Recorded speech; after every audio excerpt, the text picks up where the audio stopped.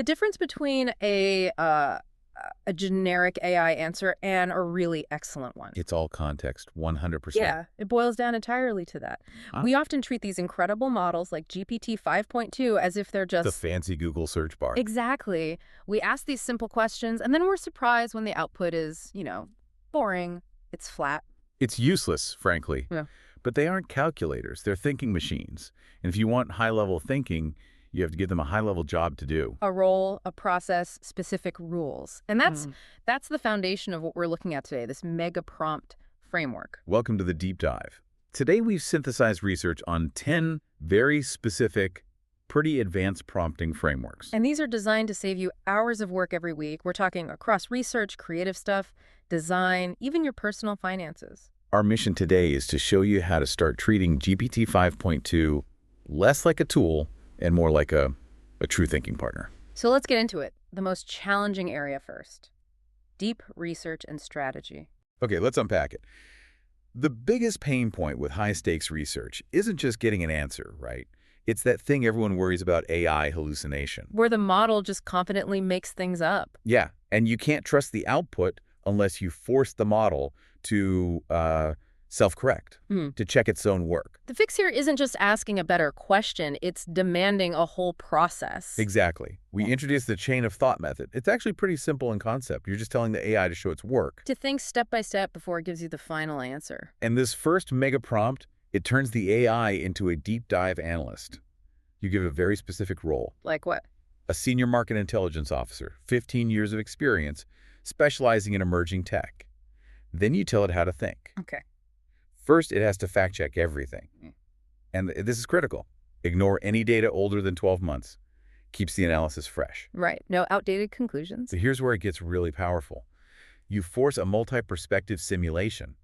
The AI has to run an internal debate. A debate between who? Between, say, 3 different experts.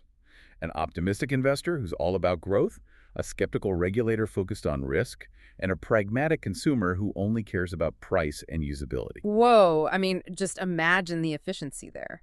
Simulating a debate between 3 high-level experts instantly just to find the key risks. That scale that's powerful. And the final output has to zero in on one thing, the contrarian view, the unpopular opinion, or the risk that everyone else is missing. So why is forcing it to find that contrarian view the most valuable part? It reveals risks your competitors haven't seen yet. Okay, so if deep research is about verification, our next area, writing, is all about trust.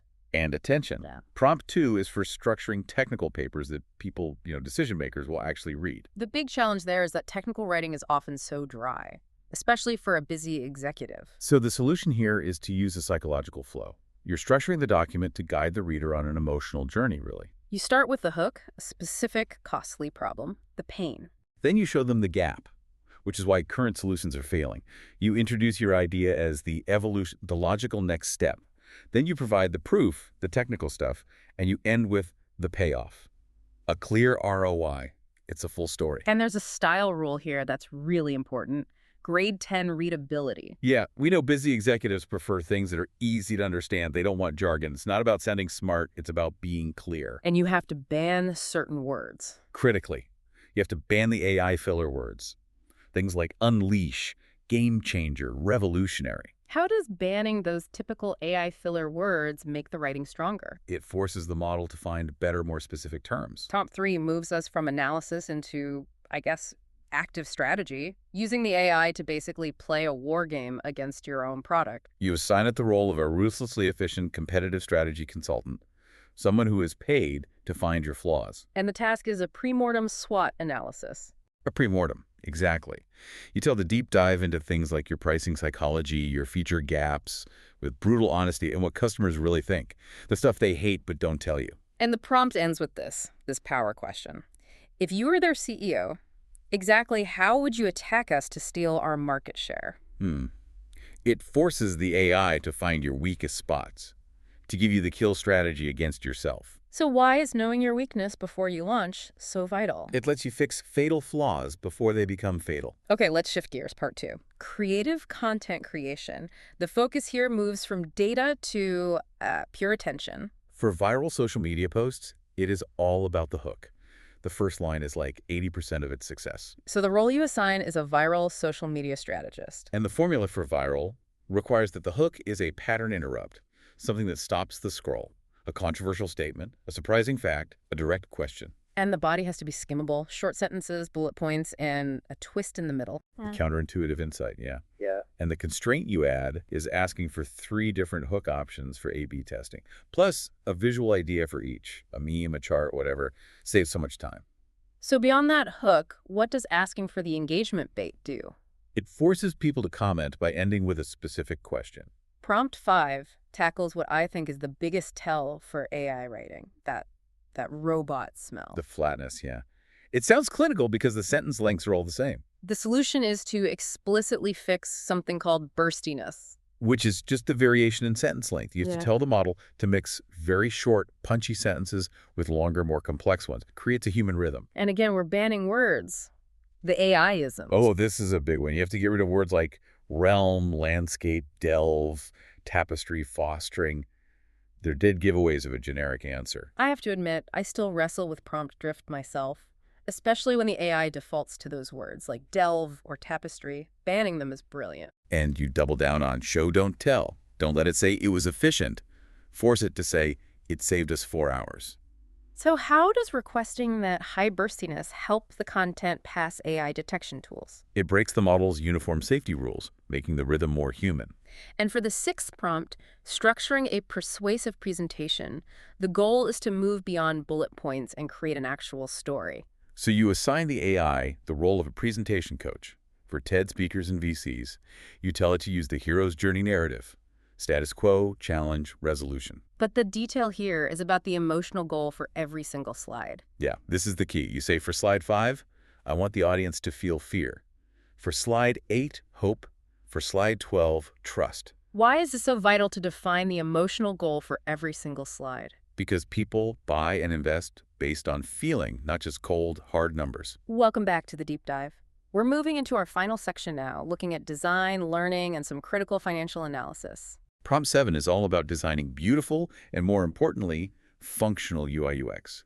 You're not just asking for a layout. You're telling the AI to act as a senior product designer and to focus on the whole user journey and the edge cases. Right, the edge cases. The critical deliverable you ask for is the interaction states. What happens on hover, active, disabled, and especially on error. This prevents so much bad design. It forces the AI to plan for messy situations like slow internet or when a user makes a mistake. And that gives you a complete design framework, usually with the code ready to go. So why is planning for those edge cases the real difference maker? A bad design forgets what the button looks like when the user messes up. Prompt 8 is about personalized learning. I think Yeah. we all know online courses can be way too long. Packed with theory you don't need. So here, we apply the Pareto principle, the 80-20 rule. The AI becomes an expert curriculum designer. The goal is to find the critical 20% of concepts that get you 80% of the results. So if you're learning Python for finance, it just cuts out all the abstract computer science and focuses right on the libraries you'll actually use. And the output has to include specific topics, links to free resources, and one micro project each week. And a list of common pitfalls, the beginner mistakes. How does including those pitfalls help the learner save time? It helps you avoid time-wasting routes and useless theory. Okay, prompt 9, analyzing stocks and investments. And we have to start in the disclaimer here. A big one.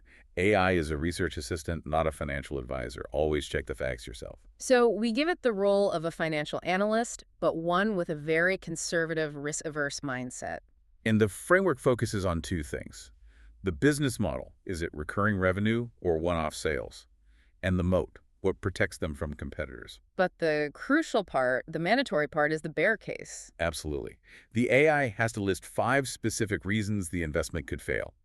It forces critical, defensive thinking. And you make it compare valuation metrics against the top 3 competitors. So why is forcing the AI to act like a critic, the bear case, so good for decision-making? It combats our bias to only see the good side of a stock we like. And finally, prompt 10, managing taxes and deductions. This has huge immediate value. Especially for freelancers or small business owners, yeah. The AI becomes a tax strategist for your specific country and state, The high-value output is called the deduction hunter. which lists every possible write-off you might be eligible for. Home office, electricity, software subscriptions, everything. It also gives you a list of red flags, what might trigger an audit in your industry, and a checklist of all the documents you'll need. So which specific output from this prompt gives the most immediate value for a freelancer? The deduction hunter. It's a list of write-offs to discuss with their accountant. So if we zoom out here and look at the big idea connecting all 10 of these, what is it? It's that GPT 5.2 is, well, it's pretty useless if you don't control it. The power is in the frameworks. It's not about just copy-pasting. It's about understanding the thinking process you're creating. Exactly.